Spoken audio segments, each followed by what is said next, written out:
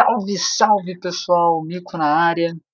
Hoje para falar de ações, não com a frequência que a gente gostaria, né? Mas assumimos o compromisso, vamos tentar cumprir esse compromisso. Fazer aqui um pequeno apanhado aqui das ações. A carteira hoje tem 11 ações. 11 ações. Essas ações são Itaúsa, Isa Energia, a P3, o Bradesco, Bradespar, Banco do Brasil, CPFL Energia, CSN Mineração, a Taesa, CEMIG e o BB Seguridade.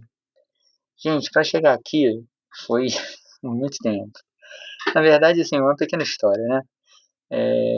Comecei primeiro com ações, né? Nem sabia da existência de fundo imobiliário, mas foi muito lá atrás. Fiz a micada de comprar Petrobras no auge, quando descobriram o pré-sal, aquilo estava explodindo e depois deu aquele rolo todo de petrolão, as ações minguaram, custaram menos que uma cerveja, foi uma coisa horrível, eu esqueci, começou a não pagar dividendo, muito, muito tempo mesmo, gente, muito tempo. Eu lembro que naquela época eu tinha Itaúsa e larguei, não parei de acompanhar, eu estava quase tudo comprado em Petrobras, e aí deu aquele desânimo, nunca mais acompanhei. E na pandemia, um pouco antes, né?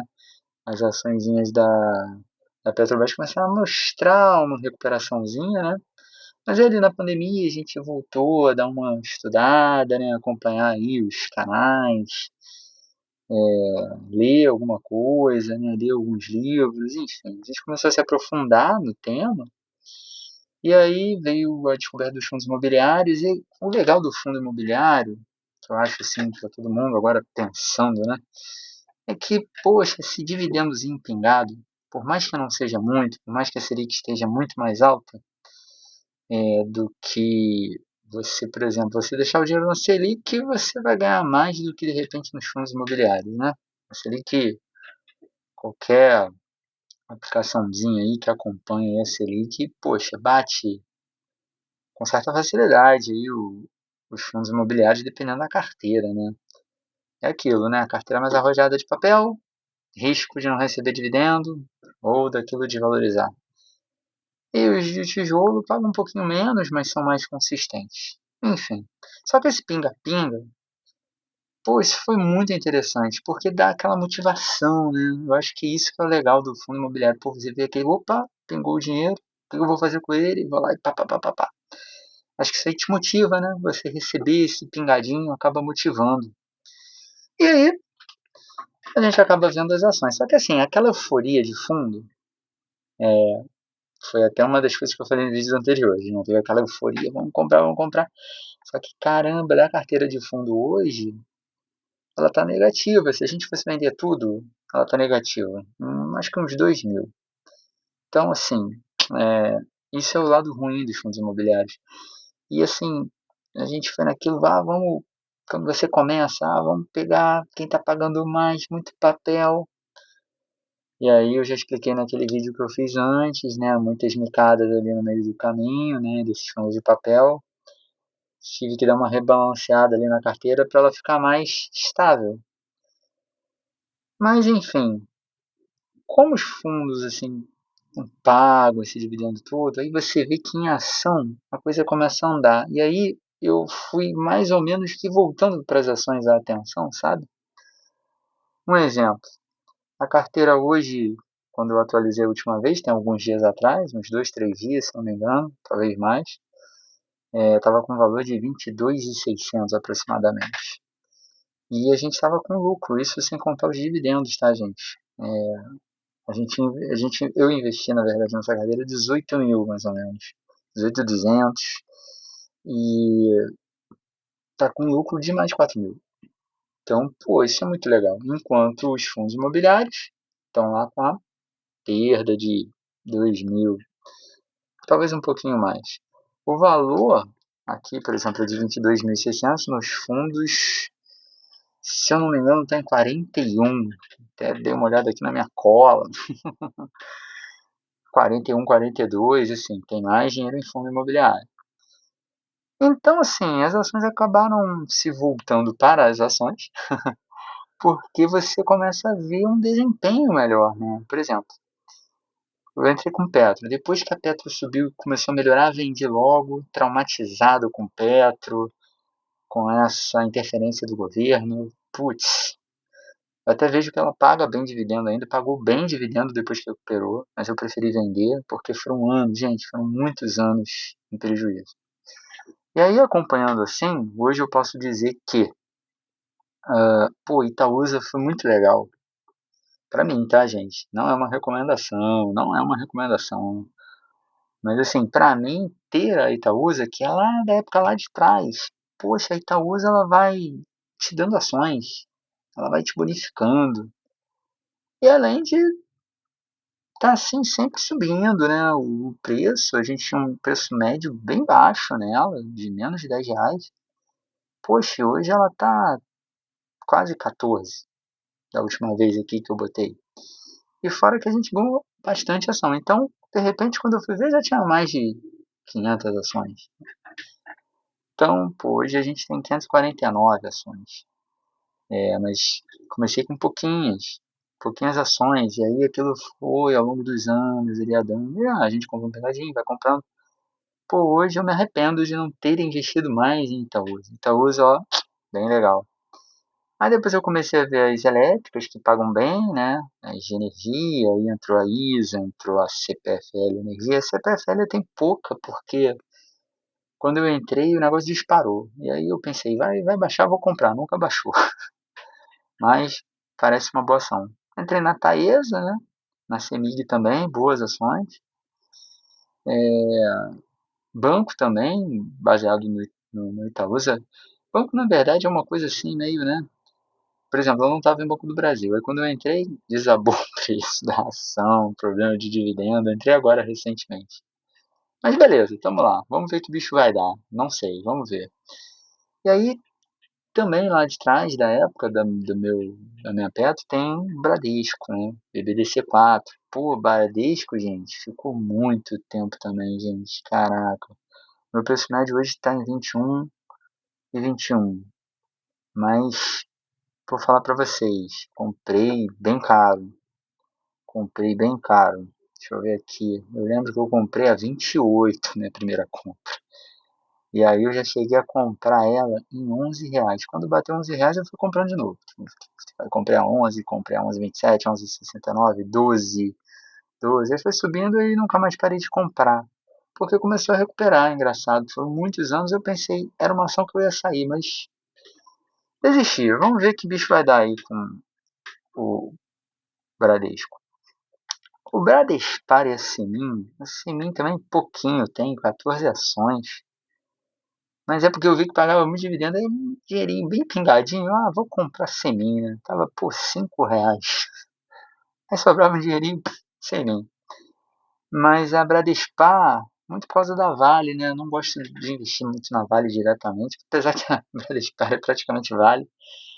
Mas mantive, é uma ação que eu tô assim acompanhando, tá lá. É uma posição assim que eu não sei, minério tá na diversificação, né? Mas não sei, não sei se continuarei com ela. Uma que eu também fiquei sofrendo, pagando muito mico durante muito tempo foi a B3. Todo mundo, tem que ter B3, tem que ter B3, tem que ter B3. Se você entrar aí na internet vai ver muita gente falando, né, na época, pelo menos, agora eu não sei tanto, mas comprei B3. Pô, gente, fiquei muito tempo no vermelho com a B3. Aí agora, danada, tá no positivo e tá com uma distribuiçãozinha de lucro aí, de dividendos e tal, né? Juros sobre capital próprio, se não me engano, alguma coisa assim. Pô, e tá com umas programações aí de pagar, opa, pagou um pouquinho. Mas ela nem paga tão bem, né? Nem paga assim, pelo menos no histórico que eu tenho, ela não paga tão bem. E tava sempre no vermelho. Agora subiu. Essa é uma que eu tô pensando em me desfazer. Tô aqui falando com vocês, estou pensando em me desfazer. Mas como eu estava falando lá, só para vocês terem uma ideia aqui, em abril, essa carteirinha deu R$ 120,72 de dividendo. Fevereiro foi muito fraquinho, né? Foi R$ 29. Mas o importante é que pinga sempre alguma coisa, né? Todo mês. E aí, janeiro de 26 foi 123. Em dezembro, todo mundo começou a correr para pagar dividendo, né, por causa de imposto, tributação e tal. R$ 501. Pô, são assim alguns meses que tem esses tiros. Por exemplo, março de 2025, a gente recebeu quase R$ 400. Então isso é muito animador, né? Quando você recebe assim um tirão assim de uma vez, é muito legal, é muito bom. A média de dividendo em 2025 ficou em R$ 138, em 24, 80 e 98, quase R$ 81. E vamos ver como é que vai ficar essa média em 2026. Pretendo aportar mais em ações do que nos fundos imobiliários. Porque estou achando que o retorno vem mais nas ações, sabe? No sentido de que valorizam mais do que o fundo imobiliário. Mas vamos manter também a estratégia lá no fundo imobiliário, porque é um dinheirinho certinho, a gente está rebalanceando lá a carteira. Legal, acho legal ter os dois, mas só fundo imobiliário eu acho que leva tempo, hein, pra gente chegar lá na nossa tão sonhada liberdade financeira. Então por isso a diversificação, galera.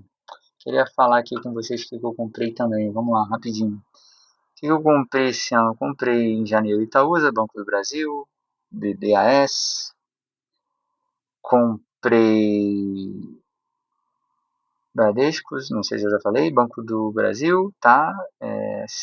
BB Seguridade e CEMIG.